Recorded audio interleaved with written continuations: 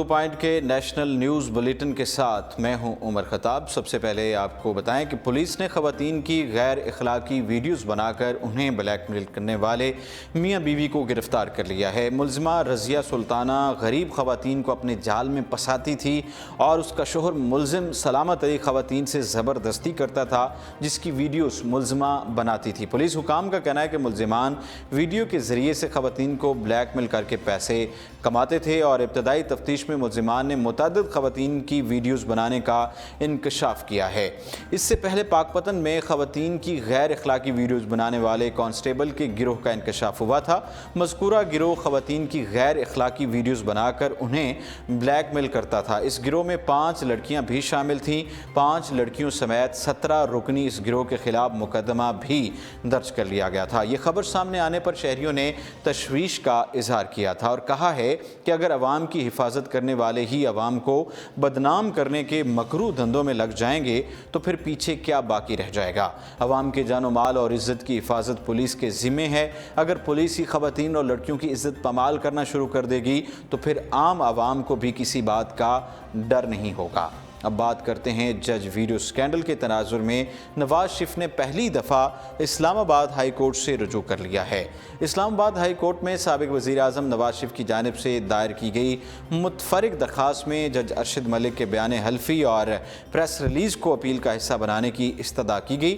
درخواست میں کہا گیا کہ جج ارشد ملک کے بیان سے ایک جانب کا موقف سامنے آیا، جج ویڈیو سکینڈل کے حوالے سے دوسری جانب کا موقف بھی سنا جائے۔ اپیل کا فیصلہ کرنے سے پہلے جج ویڈیو سکینڈل کے شواہد کا جائزہ لیا جائے۔ متفرق درخواست سابق وزیر اعظم نواز شریف کے وکیل خواجہ حارث کی جانب سے دائر کی گئی، جبکہ العزیزیہ ریفرنس میں نواز شریف کی اپیل پر پیر کو سماعت ہوگی۔ خیال رہے کہ جج ویڈیو سکینڈل میں حال ہی میں مزید گرفتاریاں بھی عمل میں لائی گئی ہیں۔ فیڈرل انویسٹیگیشن ایجنسی FIA نے ناصر بٹ کے بھائی کے گھر پر چھاپا مارا، جس میں ناصر بٹ کے بھتیجے اور حمزہ بٹ اور قریبی عزیز شعیب کو گرفتار کر لیا۔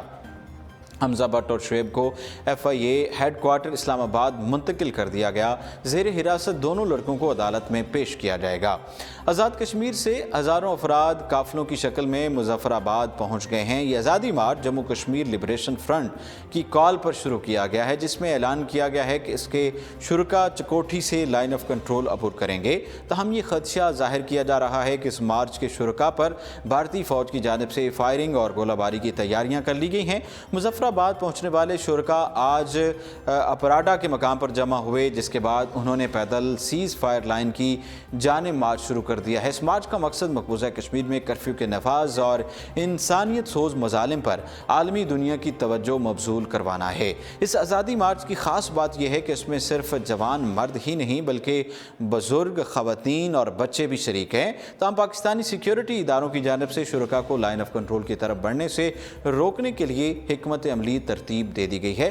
اس حوالے سے کمشنر مظفر آباد ڈویژن کا کہنا ہے کہ مارچ کرنے والے شرکاء کو لائن آف کنٹرول کے قریب جانے کی اجازت نہیں دے سکتے ہیں۔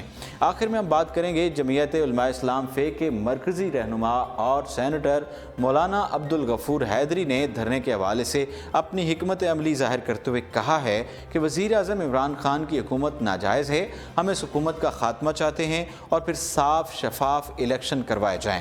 ہمارا ارادہ یہی ہے کہ ہم حکومت کو گرائے بغیر اسلام آباد سے نہیں اٹھیں گے۔ ہم نے اپنے لوگوں سے کہہ دیا ہے کہ کم از کم 4 مہینوں کا ارادہ کر لو، اور اگر اس کے بعد بھی دھرنا بڑھتا ہے تو پھر بڑھا دیں گے۔ سو ہم انشاءاللہ 4 مہینے کے انتظام کے ساتھ اسلام آباد آ رہے ہیں۔ ہمارے کارکنوں کے کشمیریوں سے اظہار یکجہتی کے لیے نکلنے پر کشمیر کاز کو نقصان نہیں بلکہ فائدہ ہوگا، کیونکہ کشمیر کا ایجنڈا بھی ہماری اس تحریک کا حصہ ہے۔ نیشنل نیوز بلیٹن سے فی الوقت اتنا ہی، اور آپ دیکھتے رہیے اردو پوائنٹ۔